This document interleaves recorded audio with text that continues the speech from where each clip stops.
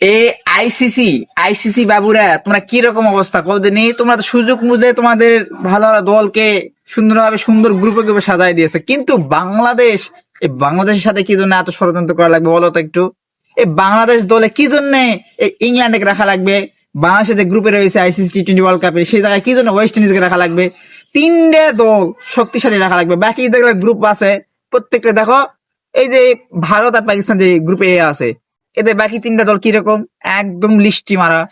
এই যে তারপরে আছে শ্রীলঙ্কা আর অস্ট্রেলিয়া, এদের গ্রুপটা দেখো একটু, বাকি গুলান কি, এরা নিম্নে চলে যাবে এই দুজন। কিন্তু বাংলাদেশের যে গ্রুপটা রয়েছে, এই গ্রুপ থেকে দুইটা দল যে যাবে, এই দুইটা দল সিলেক্ট করবে কেমনে ভাই? এত এত কঠিন দেওয়া দরকার আছে? আমি বুঝতে পারছি তো। এই ভারতের যে দালাল জানে যে বাংলাদেশ এখন সবচেয়ে শত্রু, বড় শত্রু ভারতের। এই জন্য পাকিস্তান তো এখন অত শত্রু না, এখন সবচাইতে মেন শত্রুর জায়গা আছে বাংলাদেশ।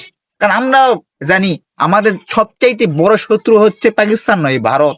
এই জন্যই শালারা বুঝে শুনেই আইসি যেহেতু চালায় ভারত, এই গাদারা গরুর মুতখোররা, এই জন্যেই তারা আর কিছু করা পারেনি, তো কোনোভাবে পরিশোধ নেওয়া পারেনি।